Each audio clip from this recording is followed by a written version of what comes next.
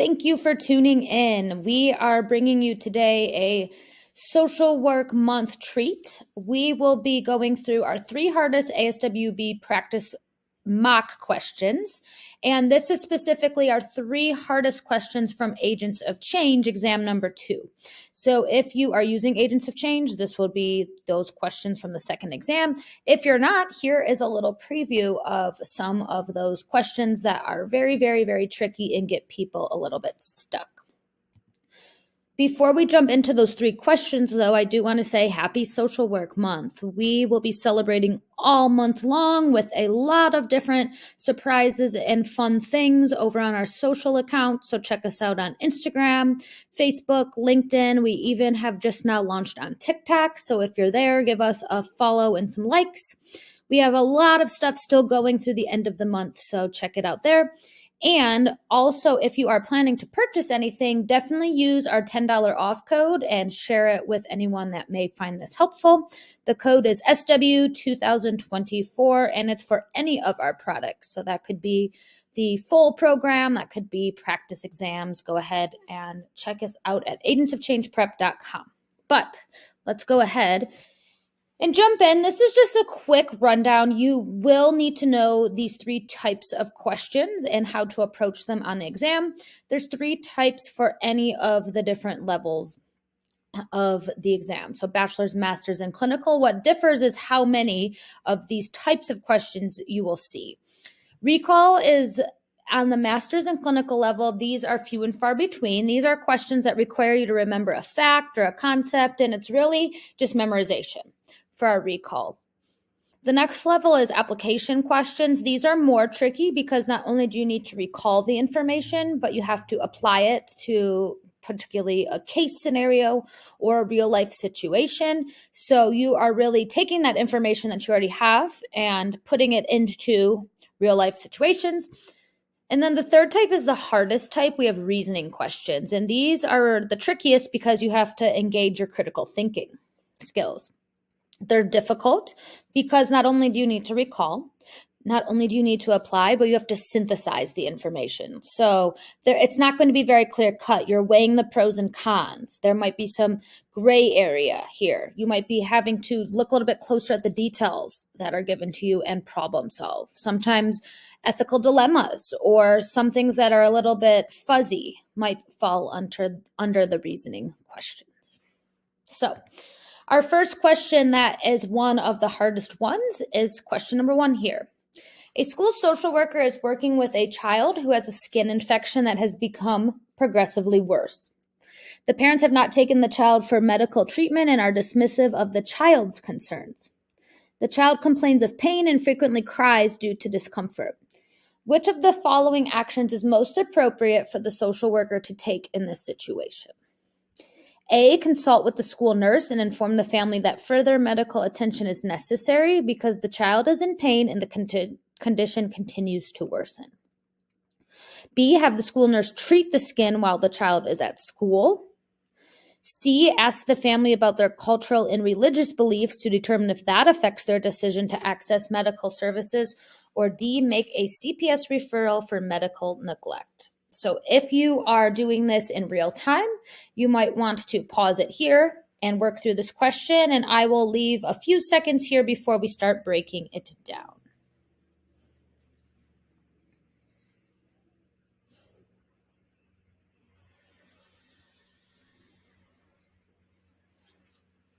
Okay, this one is often tricky, and I will tell you which ones most people select. That is not the correct answer, but let's go ahead and do process of elimination.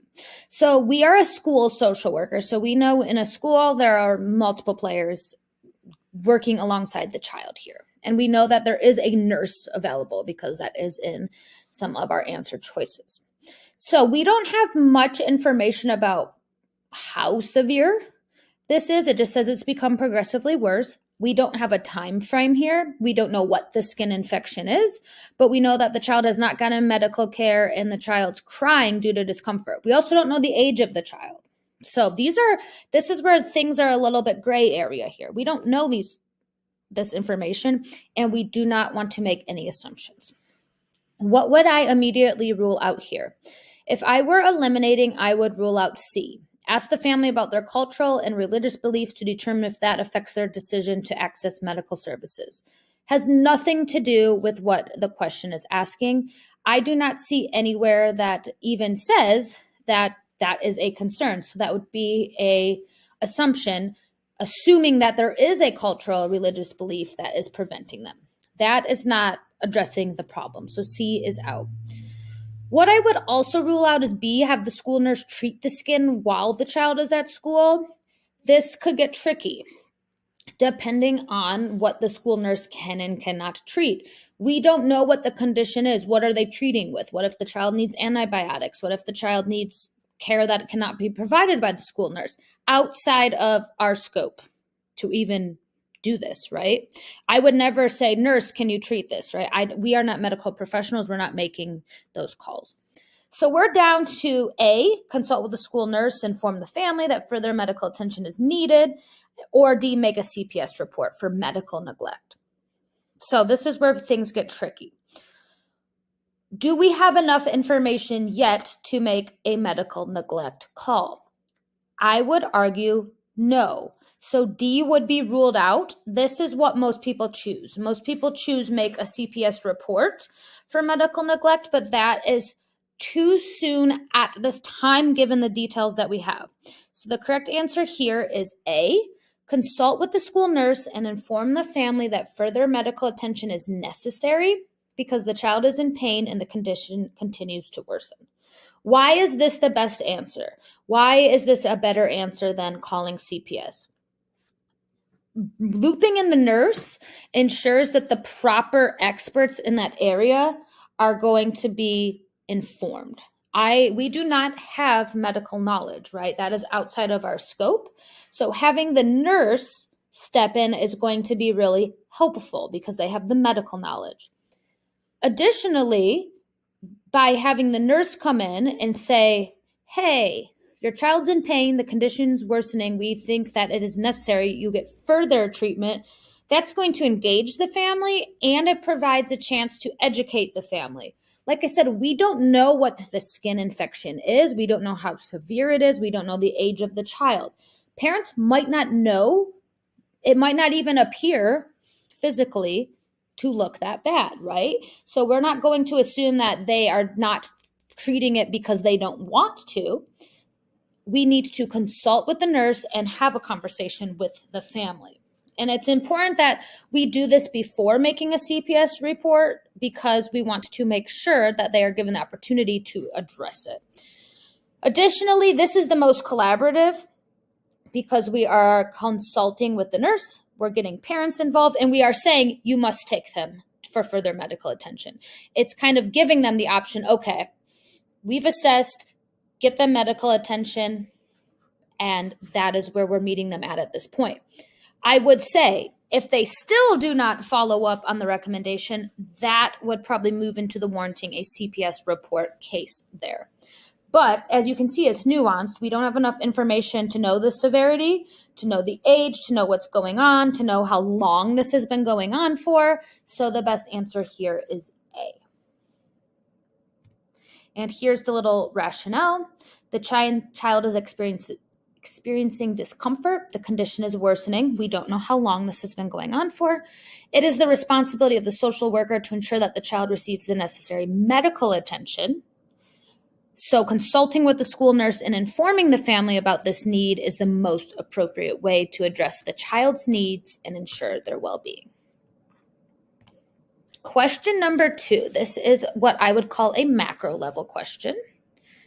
The best way to establish support for the funding of a community development program is A, gaining support and approval from community leaders, B, establishing and mobilizing grassroots organizing and support, C, presenting data on similar programs with a high success rate, or D, presenting an evidence-based implementation plan.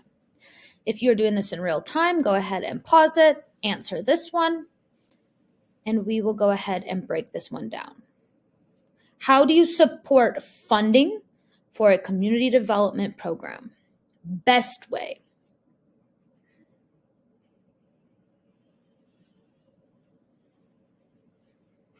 Okay. Let's go ahead and break this one down here. What I would do first is eliminate C, present data on similar programs with high success rates.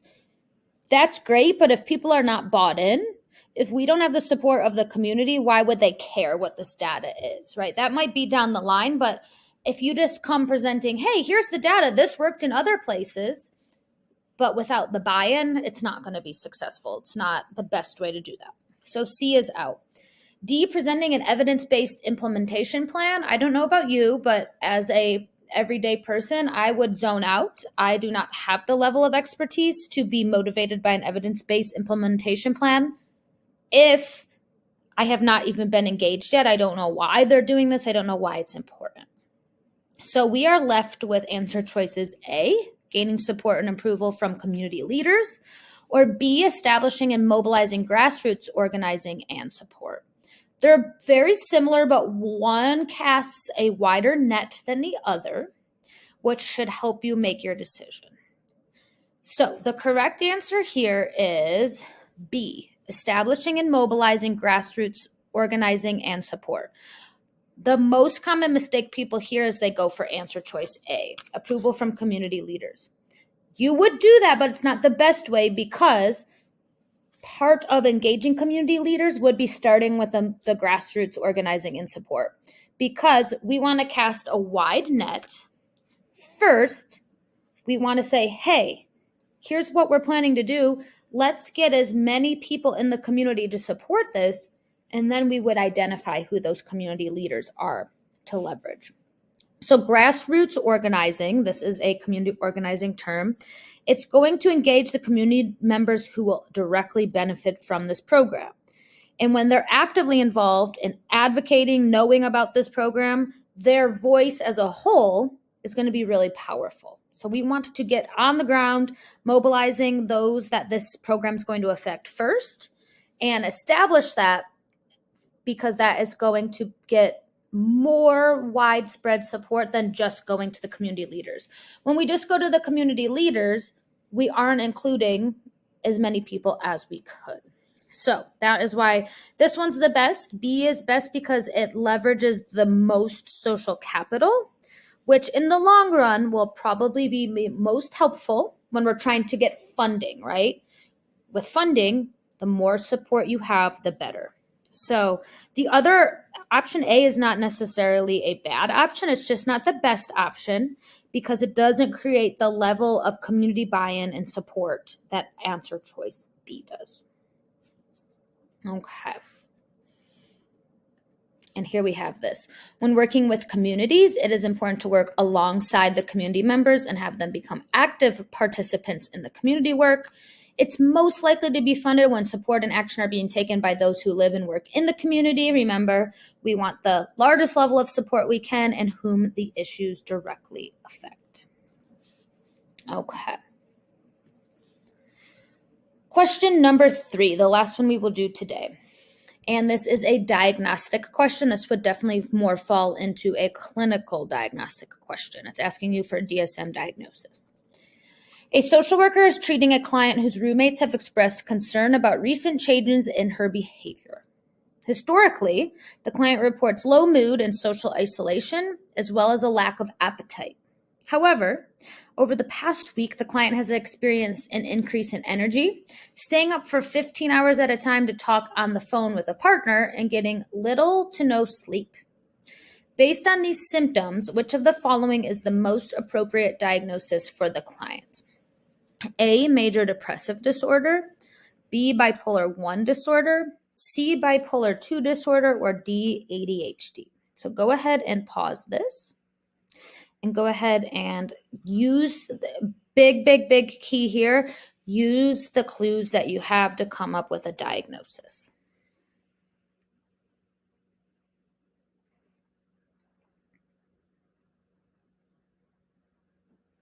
Okay. What am I going to rule out here? I'm going to rule out major depressive disorder, because while there is some of that low mood and social isolation, we are experiencing a high and a low. We're experiencing that social isolation, low mood, lack of appetite, and then we're getting this burst increase in energy 15 hours at a time, talking on the phone. So major depressive disorder is out. It might be a component of depressive symptoms, but that would not meet criteria for that. I'm also going to rule out ADHD. While it does sound like there's some increased hyperactivity, we don't have enough to know that it's impacting multiple functions throughout. We don't have if we know if it's happening at work and school and with social peers, we don't have enough information to make an ADHD diagnosis here. And some of the low mood, social isolation, lack of appetite does not give us enough information at this time. So we're between bipolar 1 or bipolar 2. So here it's really crucial that you understand the subtleties that exist between the two. The correct answer here is answer C, bipolar 2 disorder. And I will explain why, and that is because this client is experiencing hypomania. It's very important that you know what the difference between manic episodes are and hypomania. So, what would make this bipolar 2 versus bipolar 1?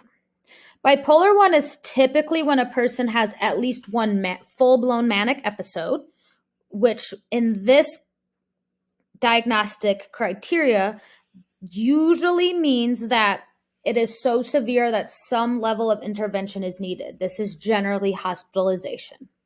So they're typically severe. They can significantly impair daily functioning and may require hospitalization because the person is generally a harm to themselves or others. We don't have that knowledge here that this person staying up 15 hours at a time is a danger to themselves or others or would require hospitalization at this time. Why is this bipolar 2? So bipolar 2, same symptoms as bipolar 1, but you're seeing the shifting from high to low with a hypomanic episode. So we have the low mood, social isolation, and lack of appetite. But the high here is, and I just want to say here, in hypomania, we should see the increase in symptoms, and they should be for at least 4 days. We have a week here, so we have that. Usually, hypomanic episodes are noticeable changes, but not significant or severe enough to cause impairment in social or occupational functioning to the point it would require increased level of care. So given this, bipolar 2 is a more fitting diagnosis than bipolar 1 due to the severity of the symptoms we're seeing when the client is having those heightened symptoms. So that one's a little bit tricky. People get tripped up. So really make sure that you know the difference between bipolar 1 and bipolar 2.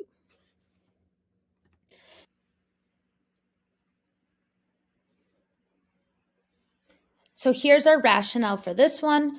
Bipolar 2 disorder is often characterized by those periods of depressed mood and then the periods of hypomania. Less severe than mania, it's not going to cause hospitalization. It's not going to cause severe higher level of care needed. The client's reported low mood and social isolation are consistent with the depressed phase of bipolar disorder. And the recent changes in behavior, including an increase in energy, staying up for 15 hours at a time, and getting little to no sleep, are consistent with what we would see for hypomanic episodes. So hopefully that provided you some clarity. Those are tricky questions, and I hope that it helped me. I hope that it helped by me telling you what the most common answer choices selected were and why those are incorrect. So if you're looking for more ASWB study content, check us out. We have something for everyone. We have tons of free resources. We're doing a lot for Social Work Month, as mentioned before. If you have any questions, please check us out at agentsofchangeprep@gmail.com. We'd be more than happy to help you. And remember, you got this.